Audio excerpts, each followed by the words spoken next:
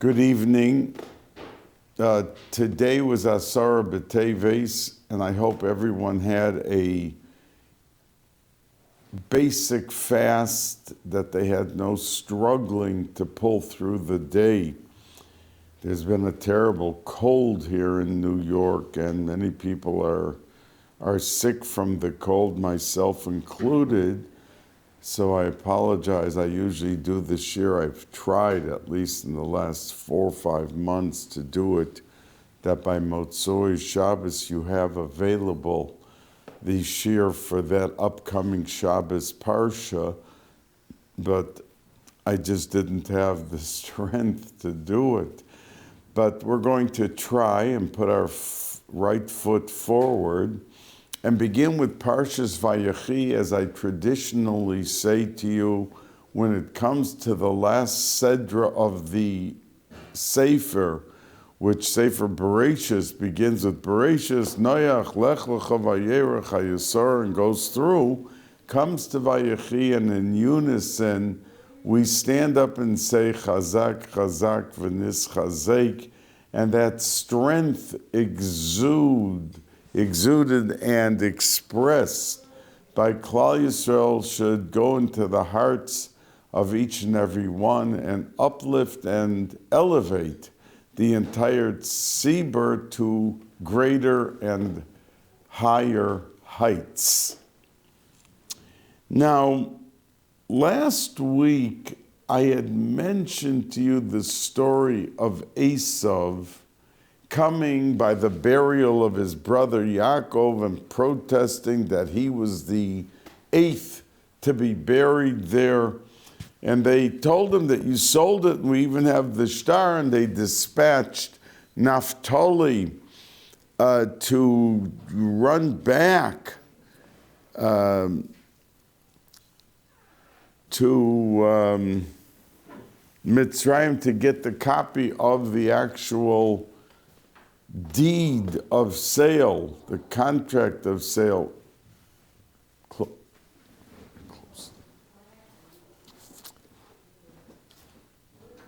And I really should have gone into that story this week, because this is the week that it actually happened in Parshas Vayechi, and all of the Midrashim and what the Gemara has to say on it, because it was a key point that I don't want to leave out, that Rav Chaim Shmuel Levitz said on the story. Rav Chaim Shmuel Levitz was nifter around 50 years ago, and he was the distinguished Rosh Yeshiva of Mir, and world-famous shiurim. And Reb Chaim asked on this story, why is it that most Mefarshim throw lots of praise to Chushim ben Don? If you remember, he was the son of Don, and he was deaf, and he didn't know why Yaakov Avinu was laying there and that they were not burying him. So through sign language, they explained to him that the reason that he isn't buried is because your uncle Esav is here, and he's contesting the right to bury him in Ma'oras HaMachpelah.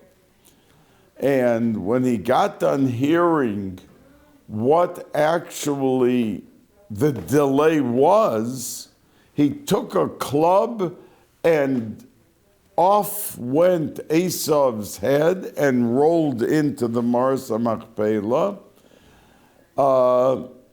and he killed him. And that was the end of the story. And 10 minutes later, Yaakov Avinu was buried there.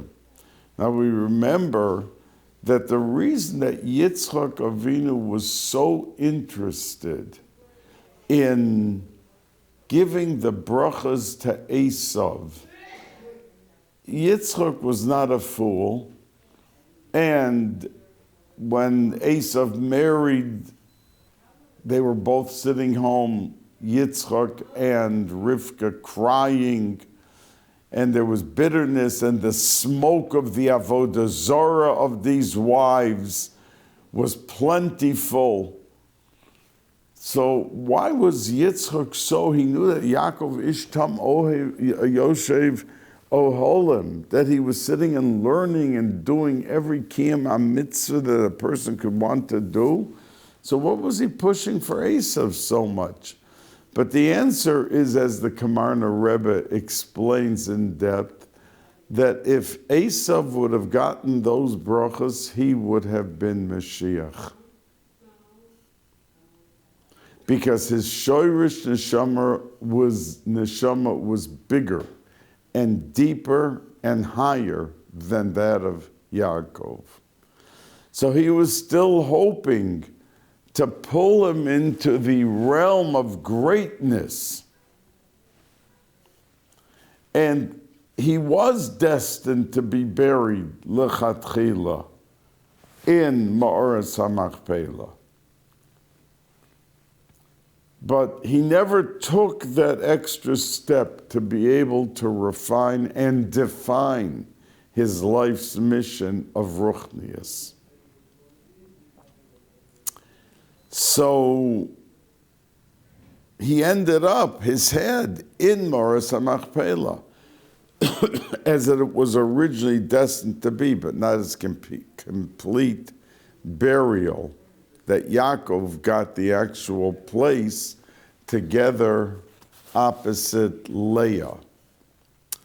But asked Reb Chaim Shmulevitz, the Meforshim are so laudatory of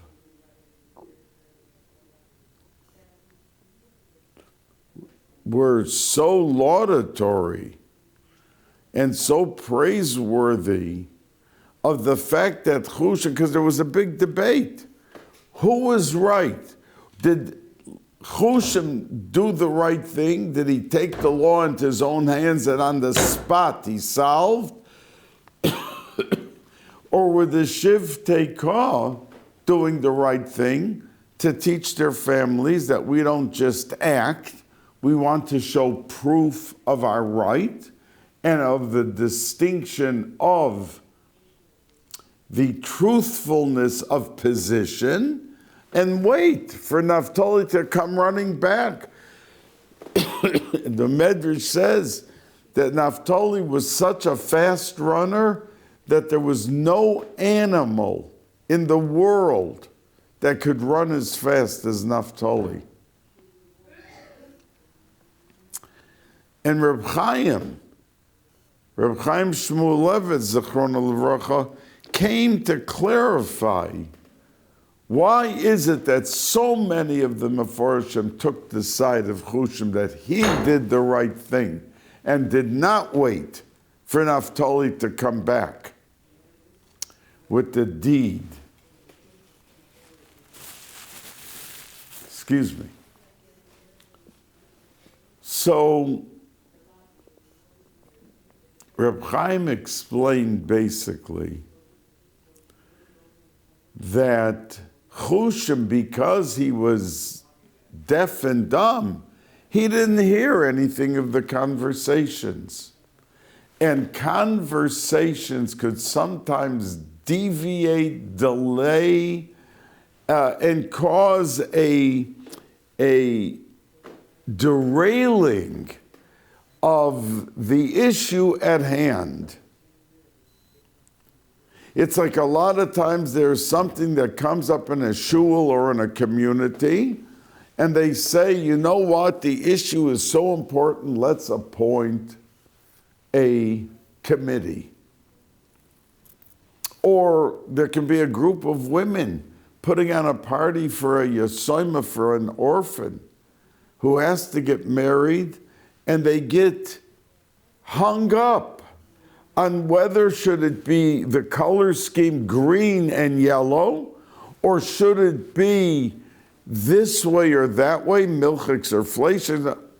So the details, although under the umbrella of noteworthy discussion, can derail and almost destroy the whole thing that they are targeting with their time and their money.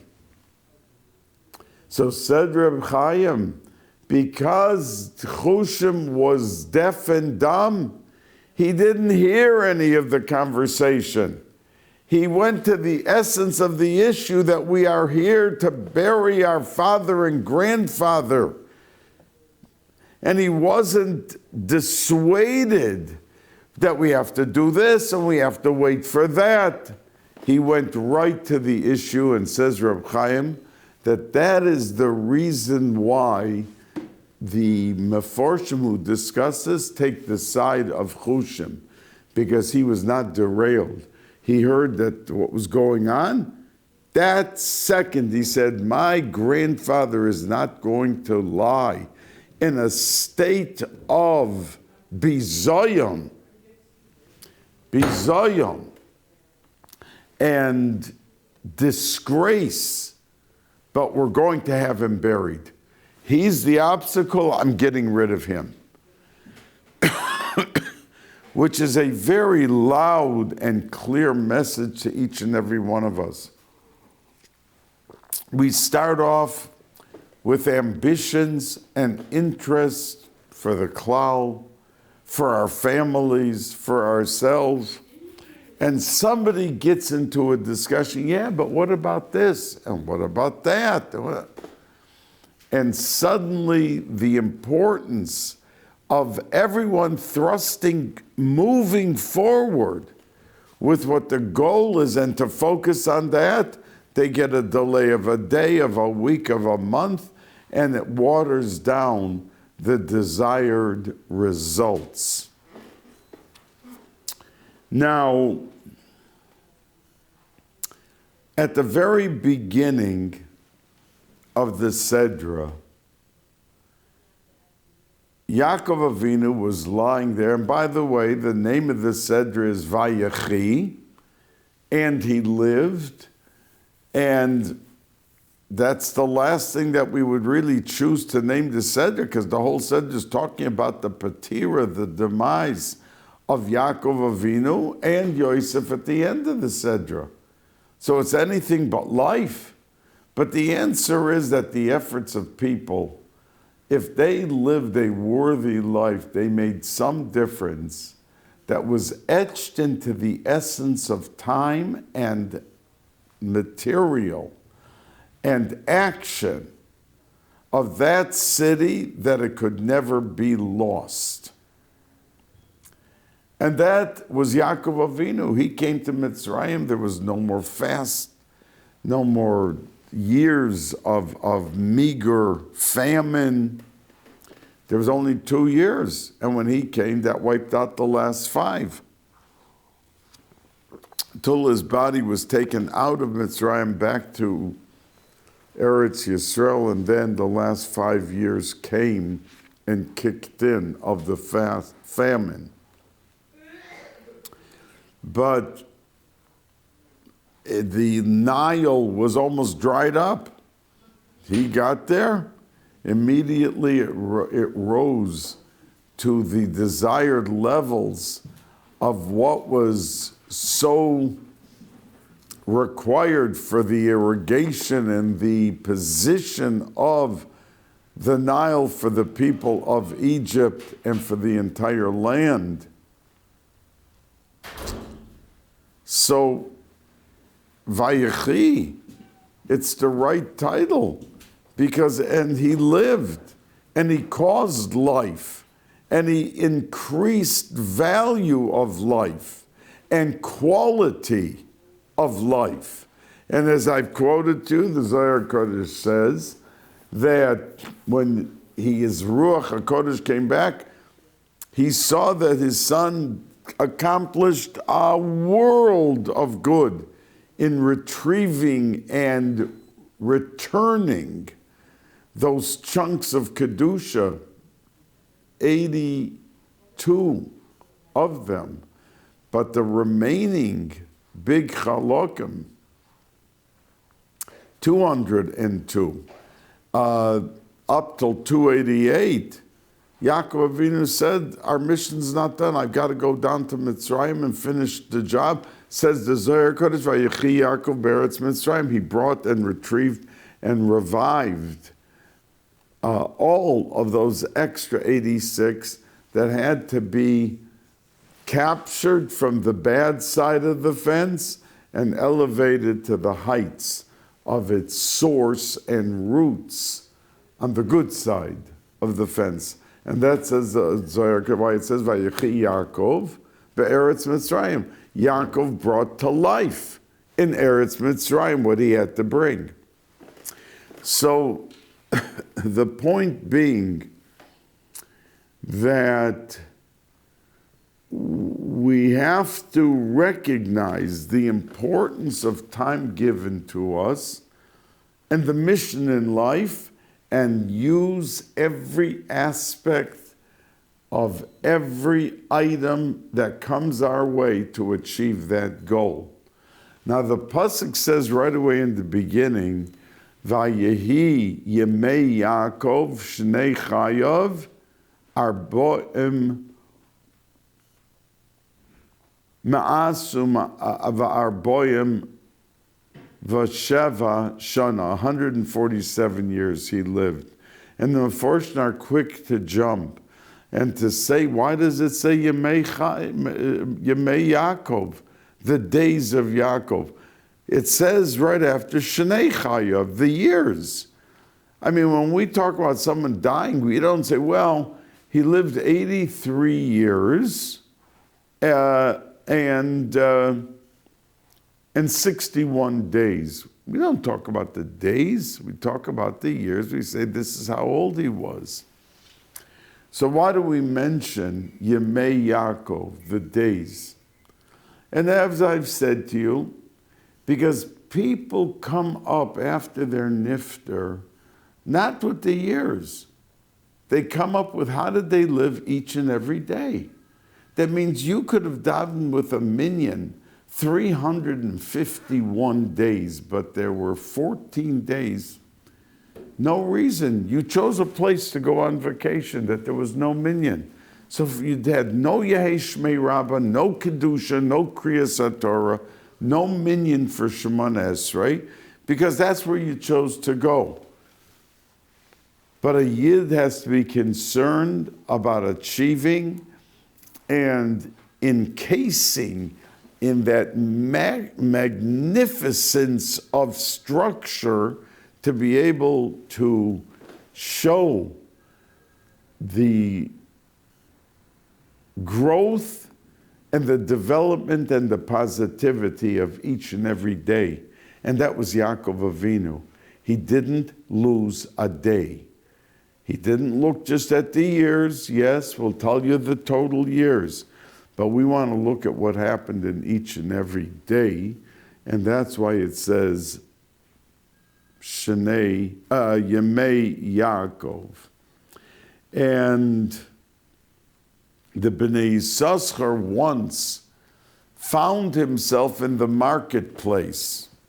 And he saw a group of people sitting there, talking, laughing, drinking their mug of beer or water or whatever they were drinking. And he walked over to them and he asked them, what are you doing? And they answered him and said, to tell you the truth, we're chasing time. Here in America, we would have said killing time. We have a lot of time. We have nothing to do, so we're just trying to kill the time. So the Bnei Yissaschar said to them, any time that you could chase away or send away like you're trying to do, please send it my way. Because my 24 hours in a day is never enough. And does a Yid have enough time? He's falling behind with his Shnayim Mikra Ve'echad Targum, that he's falling behind in how much learning he wanted to do for the week, and his work and his cold that he had, or anything that deviated from the regular schedule and puts someone behind, and we're always falling behind, said to Bnei Yissaschar, send me that time. Any time that's extra and you're trying to chase away, Send it to me. I can use that time.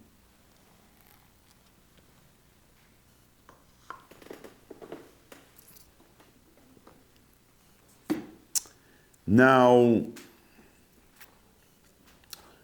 we know that Yaakov Avinu gave an eternal blessing, a bracha. Yisimcha Elokim ke'Ephraim v'chim Menashe. And firstly, why did he pick two grandsons? His shiftei kah were not big enough to say Yisimcha Elokim keRuven v'Shimon or Kalevi v'Yehuda. These were tzaddikim gemurim. So why not pick one of his own sons? So Meforshim say that Yaakov Avinu felt that there was a dimension that the two grandsons possessed that was more than anything that the Shivtei Kah possessed, to give as a lifelong, eternal blessing and bracha to his people, that when Father's Friday night or Erev Rosh Hashanah or Erev Yom Kippur, when we give this bracha to our children and grandchildren, that it had to be so sealed with perfection. And Yaakov Avinu was afraid, because his sons, they grew up in Eretz Yisrael around him. But Yosef HaTzadik brought up his sons in the middle of Erev HaSa'aretz, like I call the 42nd Street syndrome, that there was tumah all over, and they ended up tzaddikim gemurim.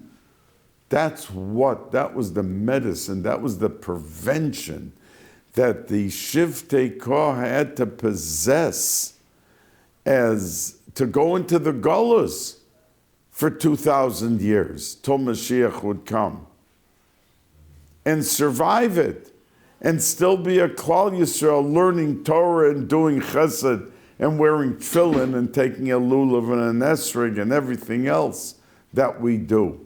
And how were we with the cement of fortification given the pathway to be able to protect ourselves from falling off the cliff? Ephraim and Menashe, they did it. The Shivtei Kah didn't do it. They didn't grow up with all those temptations and difficulties and tests. But they did, and that's what Yaakov wanted to incorporate for them. And that's why when Yaakov Avinu was on his deathbed, and Yosef came with his two sons, so the pasuk says that Yaakov Avinu, standing right next to him, across from his right hand was Menashe, and across his left hand was Ephraim. And Menashe was the firstborn. So when Yaakov Avinu put out his hands to put his hands on it, he wanted his right hand to be on the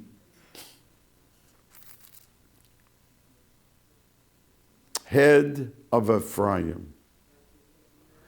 And he put his right hand on Ephraim and crossed his arms and put the left hand on Menashe. And Yosef protested. He said, Lo chein avi, Tati, you're making a mistake.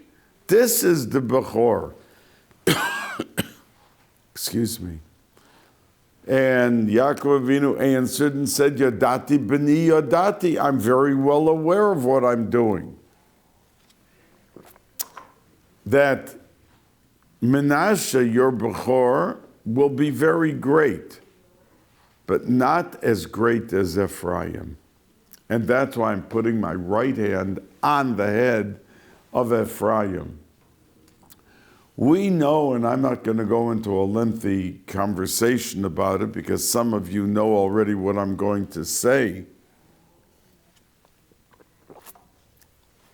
But every person born in this world has two sides to him. He has from his father 50% and 50% from his mother. Now, Yosef's father was Yaakov and his mother was Rachel. So each 50% of his parents that went into him was complete Kedusha, Yosef. But Yosef's wife was Asnat, who was born from the violation of Dinah by Shechem. And she expected a baby, and it was a girl, and it was Asnas. So in Asnas, there was 50% Kedusha, her mother Dinah, but 50% of her mahus, her spirituality, her ruchnius, was Tameh, because it was from Shechem, her father. So when they gave birth to their first child, 50% of the father of Yosef went into Menashe, and 50% from Asnas was the bad half from Shechem. So Menashe could never be as big as Ephraim. Ephraim had two chalokim of Kedusha, the good side of Asnas, which was Dinah, and the other side was bad. That bad half went into Menashe, but her good half went in with the other half of Yosef, which was complete Kedusha, into Ephraim. So Ephraim was 100% Kadosh. And unfortunately, Menashe had a bad side to him. And I explained to you that's why only half of Menashe went into Eretz Yisrael, and half of Menashe stayed out with Reuven and Gad. And why Reuven and Gad stood out, we discussed that at length by Parshas Vayechi. So Yaakov Avinu realized this, the Kabbalists for him say. And that's why he put his right hand, which was the main hand in giving this bracha eternally, on Ephraim, and his left hand he put it on Menashe. Now,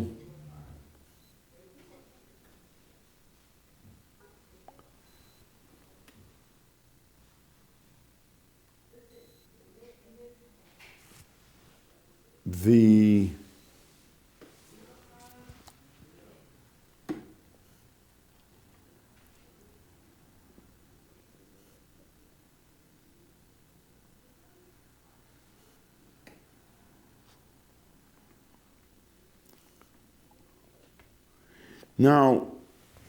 Birkas Yaakov Avinu, Rashi says right away that Bikesh Yaakov Legalus HaSaketz, and his Ruach HaKodesh was taken away. He wanted, and there's two opinions.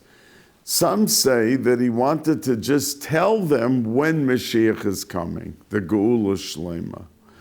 Others say that he wanted to bring Mashiach. He wanted the Geula to happen then. But he was stopped, whatever his interest was. And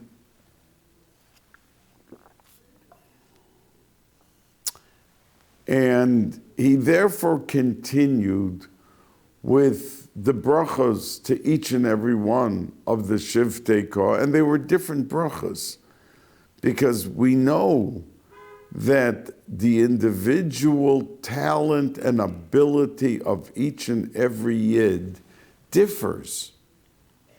And we can't say, I want to be exactly like that person.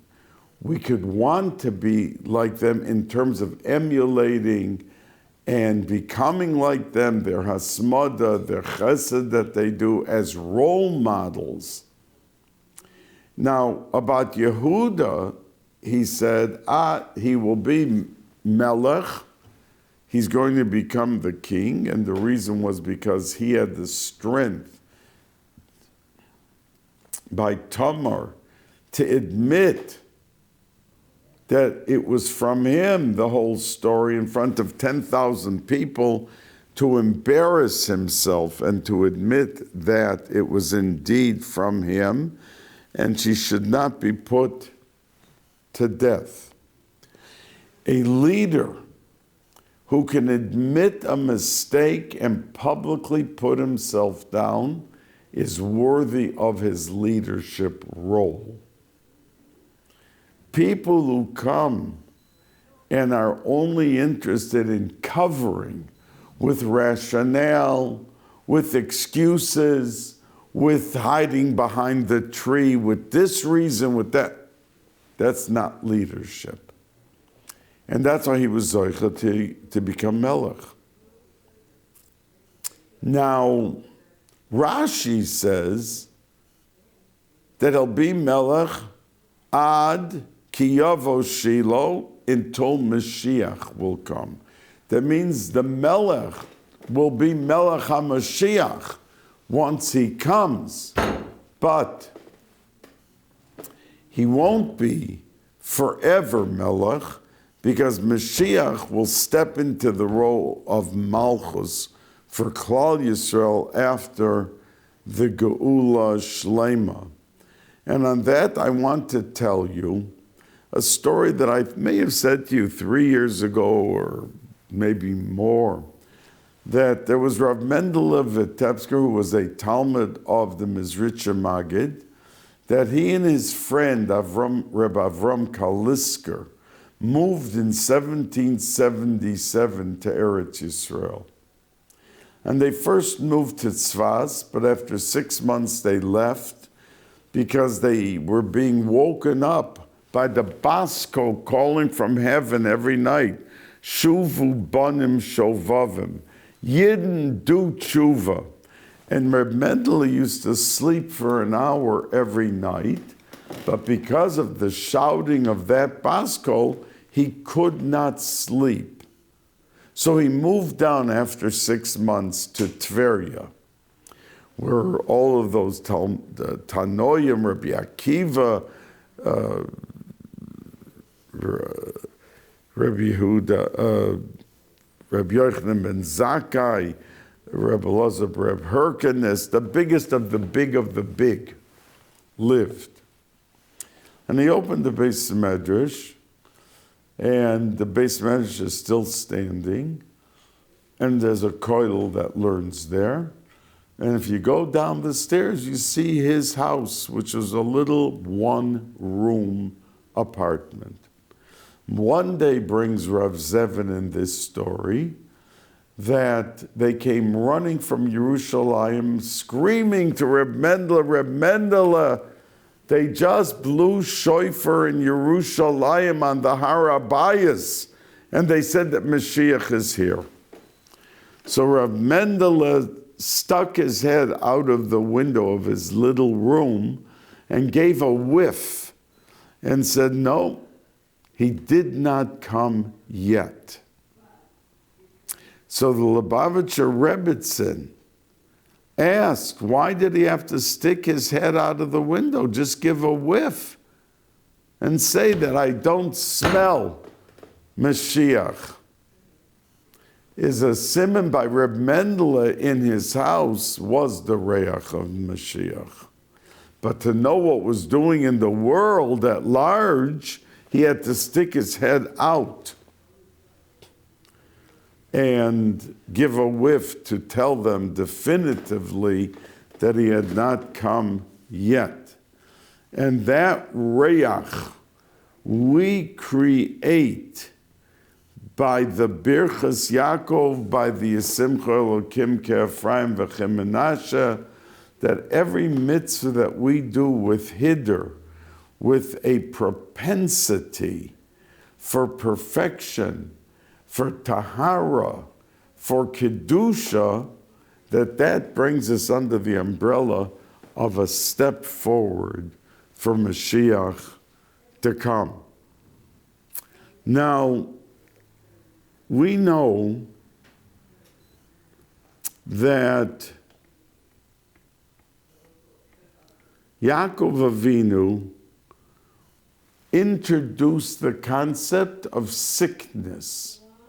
Sickness. Until Yaakov Avinu, if a person had to die, he didn't get sick and be in bed for 10 months. It came his time, he simply dropped and died.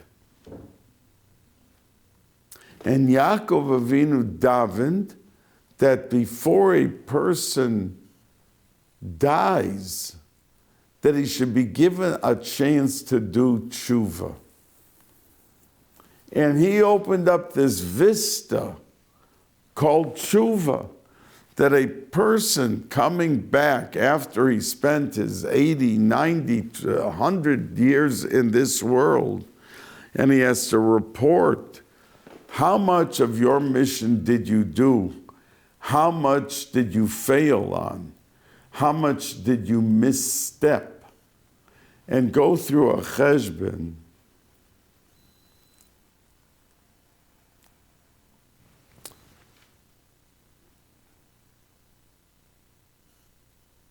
He has to give. Now, if a person lived a life, a good life, but it was far, far, far from perfect, why not give him the opportunity to rectify, to do tshuva, to give tzedakah, to be mitayr his past, to, if he could fast, do the fasting. The last 200 years, tzaddikim said not to fast, because people are too weak, and we're draining their strength from avodas hakodesh. And if you want them to be able to have full strength, don't fast, give tzedakah. And because the Arizal says that through tzedakah you can transform a bushel basket of averis, and all the pagumim that you have, a pagam here and a pagam there, and a tzedakah can not only erase it, but it can turn it into mitzvah. So he wanted tshuva, and that's why we have Yom Kippur, and that's why we have every Erev Rosh Chodesh called Yom Kippur Katan, which is a day of tshuva, and we have every Friday for the week of days that we just went through. And before we go to sleep, we say Krishma Alamita. I mean, that Krishma is what the Gemara calls V'cherev pifios la'asos nekama vagoyim, that when a Yid gets done with his entire day, there is a group of Averis, angels, that he created that day through his Averis, his Lashon Hara, his this, his that, whatever he did, who are waiting to beat the daylights out of his neshama, who is going back up for the night. Now, the Arizal says clearly that the neshama does not go up every night.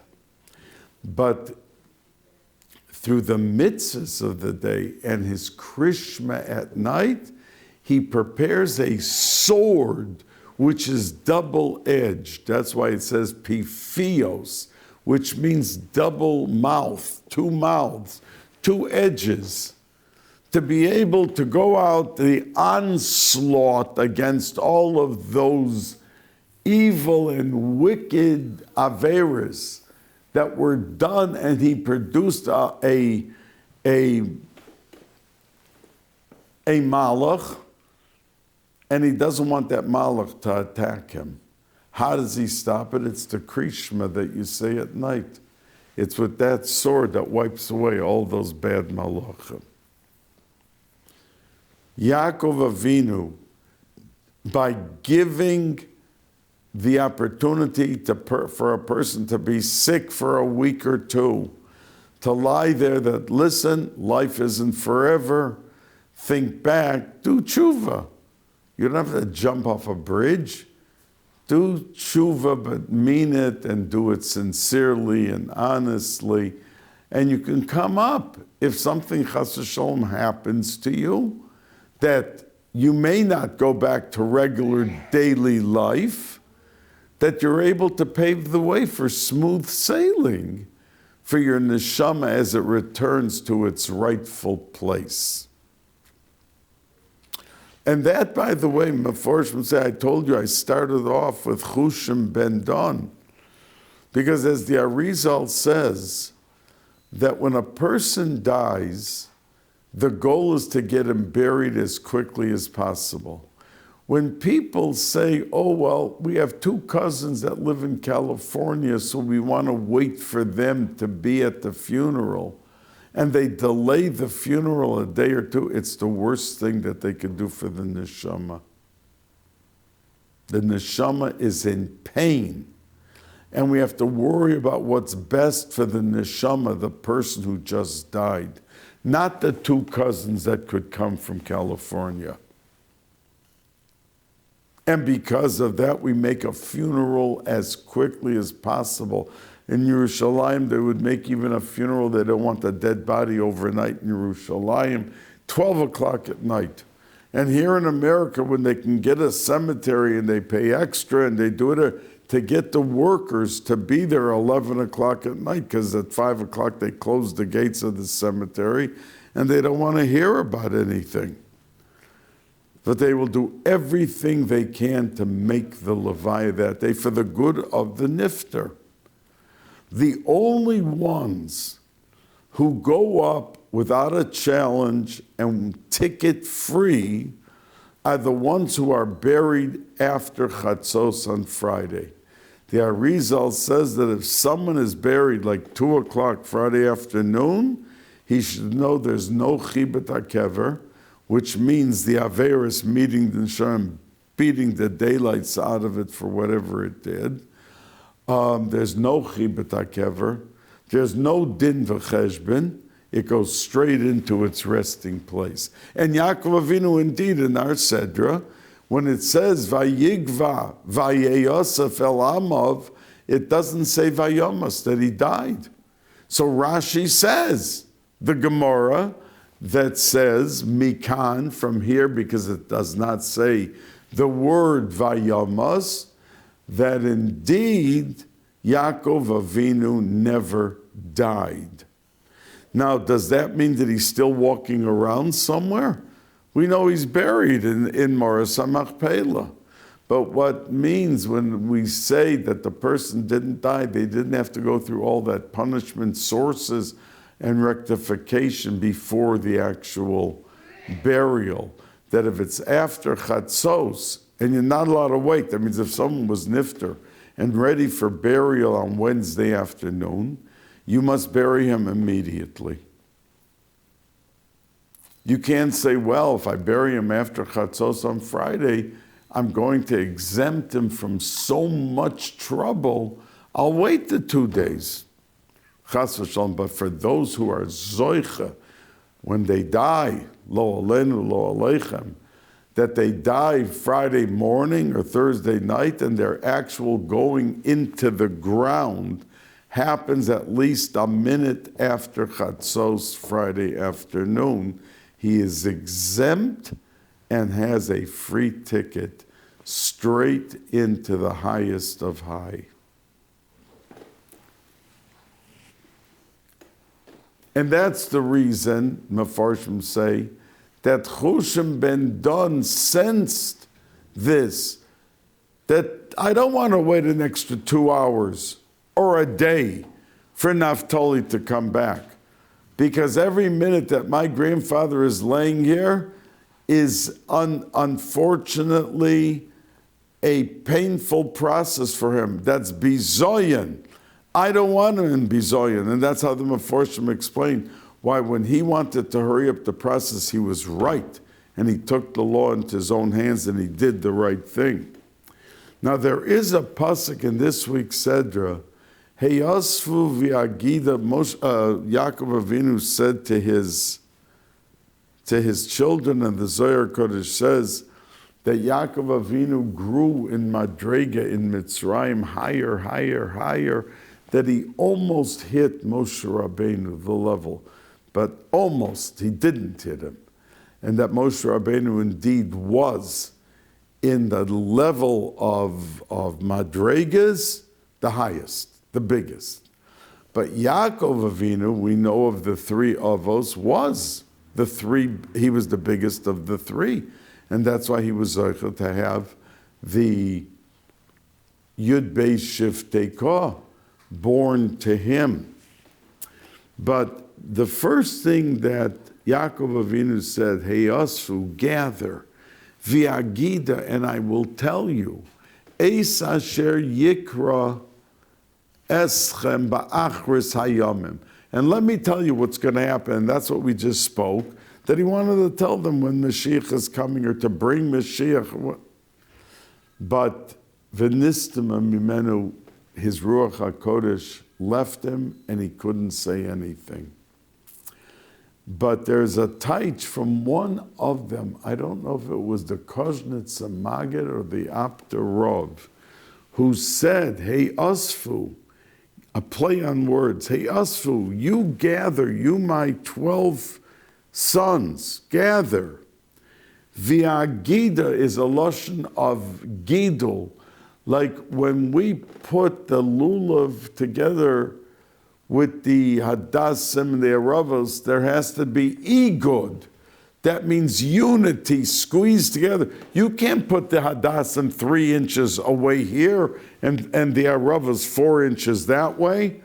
So Yaakov Avinu said, Heyasu, gather together, v'agida lochem, and tie yourselves tightly unified.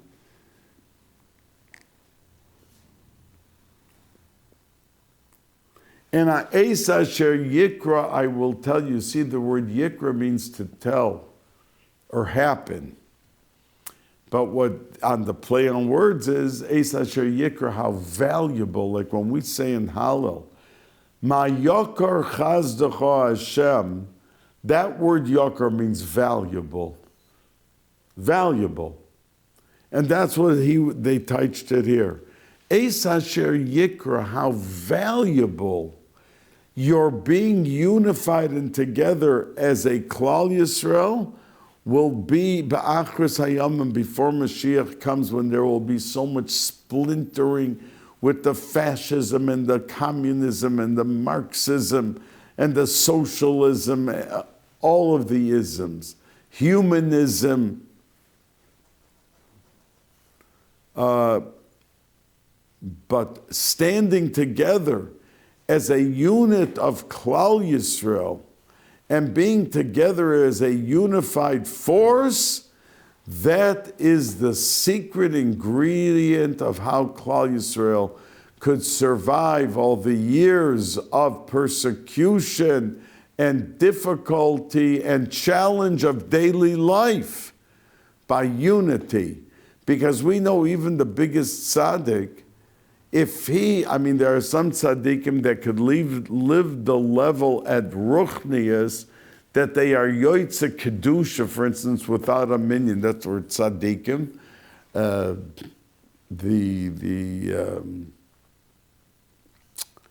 Rav Morgenstern, he was the famous Rebbe that I've quoted to you many times. I'll think of it. He used to daven for years and years in a private room. The only thing they can't reach is Kriyas HaTorah. And all of them, the Lubavitcher and the Am Shenover and whoever, daven always came out for Kriyas HaTorah. Because that you can't reach with the Eser Koiches, the highest levels of Kedusha. But a Rebbe, under normal circumstances, or a tzaddik or a Rav, he needs the other 9 Yidden to be able to say Yehi Shmei Rabbah and Kedusha. So without unity and being close and tied together with other Yidden, we can't achieve our goals in Ruchnias. So let us hope that Be'ezus Hashem, we will be able as a people, as a Klal Yisrael, tie on and hold on to each other as we greet Mashiach in the Hiskalus of the Geula Shalema Bekorov B'Yameinu.